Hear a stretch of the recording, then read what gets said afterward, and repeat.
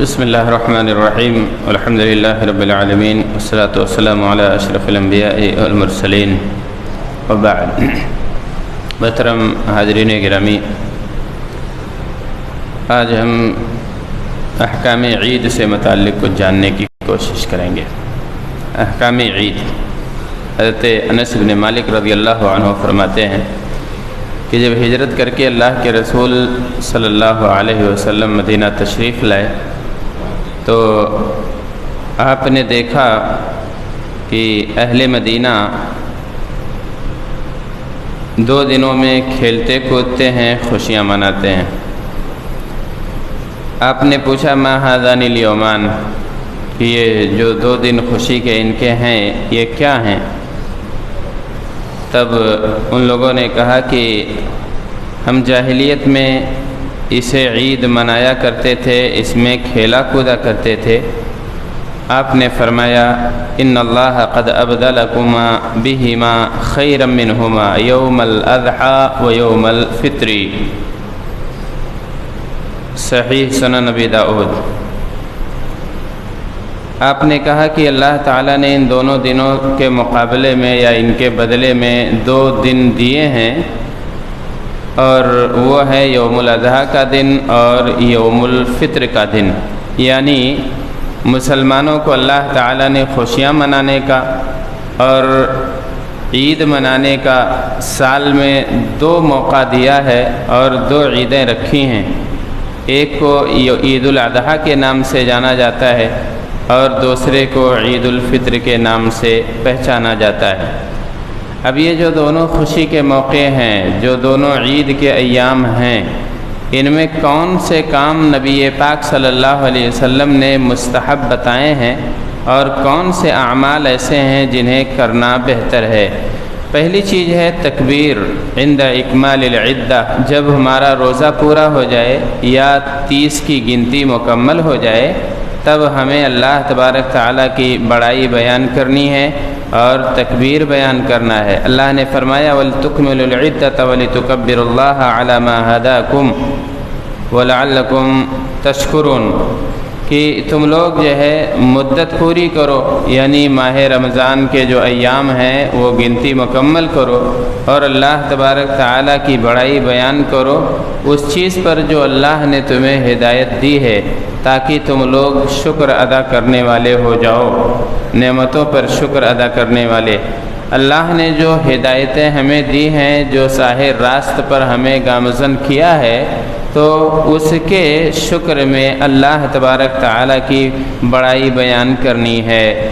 اور اس کا سیگا کیا ہوگا، کیسے بیان کیا جائے گا، تو اس کا سیگا ابھی آگے بیان کیا جائے گا۔ یا اللہ اکبر لا الہ الا اللہ واللہ اکبر کبیرہ والحمد للہ کثیرہ وسبحان اللہ بکرۃ واصیلا، اگر آپ کو یاد ہے تو۔ ورنہ یہ تکبیر کے کلمات ہیں، اس میں اللہ تبارک تعالیٰ کی بڑائی بیان کی جاتی ہے۔ اس دن آدمی بھی بڑا لگتا ہے، اس کے سوٹ بوٹ خوبصورت ہو جاتے ہیں اور چمک دمک کے ساتھ رہتا ہے۔ ہو سکتا ہے غرور کا شکار ہو جائے بندہ، ہو سکتا ہے چمچماتی ہوئی گاڑی میں اپنے بچوں کے ساتھ بیٹھے اور سارے لوگ زیب و زینت کے لباس پہنے ہوئے ہوں اور خوبصورت لباس میں ملبوس ہوں، کہیں غرور دل میں آ سکتا ہے، کہیں بڑائی کا خیال دل میں آ سکتا ہے۔ اللہ تبارک تعالیٰ نے اس لیے کہا سب سے بڑی ذات کی بڑائی بیان کرنی ہے، یہ کہنا ہے اللہ سب سے بڑا ہے، اللہ سب سے بڑا ہے، اللہ سب سے بڑا ہے، اللہ کے علاوہ کوئی معبود برحق نہیں ہے، اللہ سب سے بڑا ہے اور اسی کے لیے ساری تعریفیں ہیں۔ یہ تکبیر کے کلمات ہیں اور ان کا یہ معنی ہے، اور یہ کلمات ہر مومن کو یاد رہنا چاہیے۔ کب شروع کریں گے تکبیر؟ ہم چاند دیکھنے کے بعد سے شروع کریں گے، اور امام کے ممبر پر آنے یا نماز پڑھانے کے لیے خطبہ، جب وہ نماز پڑھانا شروع کرے ممبر پر آ جائیں تب ہم خطبہ اپنی تکبیر اس وقت بند کریں گے۔ یہ عید الفطر کی تکبیر ہے۔ دوسرا کام جو اللہ کے رسول صلی اللہ علیہ وسلم نے ہمارے لیے بہتر بتایا ہے عید کے دن، وہ ہے عید کے روز غسل کرنا اور صاف ستھرے کپڑے پہننا اور خوشبو لگانا۔ یہ مردوں کے لیے ہے۔ سعید بن مسیب رضی اللہ عنہ کہتے ہیں سنت الفطر ثلاث، کہ سنت 3 ہیں عید الفطر کی۔ المشی الی المصلی، پیدل چل کے عیدگاہ جانا، والاکل قبل الخروج، اور نکلنے سے پہلے کچھ کھا پی لینا، والاغتسال، اور غسل کر لینا۔ اگلی چیز ہے لبس احسن الثیاب، آپ کے پاس جو سب سے اچھا کپڑا ہے، آپ کے پاس جو سب سے نیا کپڑا ہے، اسے آپ زیب تن کریں گے۔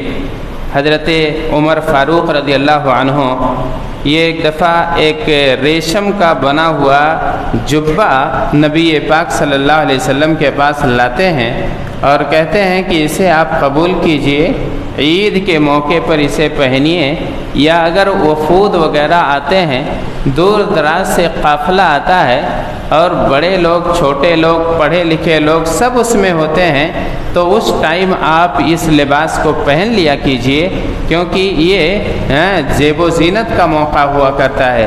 اللہ کے رسول صلی اللہ علیہ وسلم نے فرمایا انما هذه لباس من لا خلاق له، یہ لباس ان کا ہے جن کا کوئی اخلاق نہیں ہوتا ہے، یہ مومنوں کا لباس نہیں ہے، مسلمان مردوں کا لباس نہیں ہے کہ ریشم کے کپڑے استعمال کریں۔ آپ صلی اللہ علیہ وسلم نے منع فرما دیا اور اسے قبول نہیں کیا، لیکن زینت والی بات کی تردید آپ صلی اللہ علیہ وسلم نے نہیں کی۔ معلوم یہ ہوا کہ ہماری جو دونوں عیدیں ہیں یہ نئے کپڑوں والی ہیں اور زیب و زینت والی عیدیں ہیں، اس میں اچھے کپڑے پہننا چاہیے اور جو ہے خوشبو وغیرہ لگانا چاہیے، نہا دھل لینا چاہیے۔ اگلی چیز ہے اکل تمرات قبل الخروج الی المصلی، کھجور کھا کے جانا عیدگاہ کی طرف، اور کھجور میں بھی طاق عدد کھانا، یہ زیادہ بہتر ہے، یہ سنت ہے۔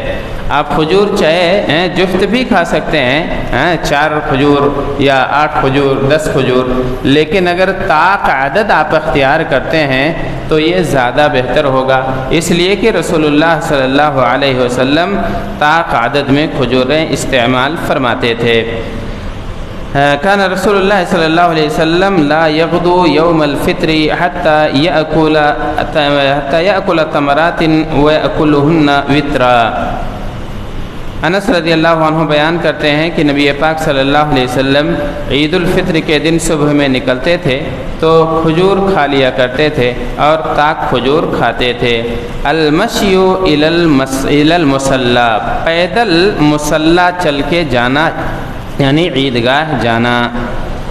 یہ سعد رضی اللہ عنہ کی روایت ہے، کہتے ہیں کان یخرج النبی صلی اللہ علیہ وسلم الی العید ماشیا ویرجع ماشیا، آپ صلی اللہ علیہ وسلم پیدل جاتے تھے، پیدل آتے تھے۔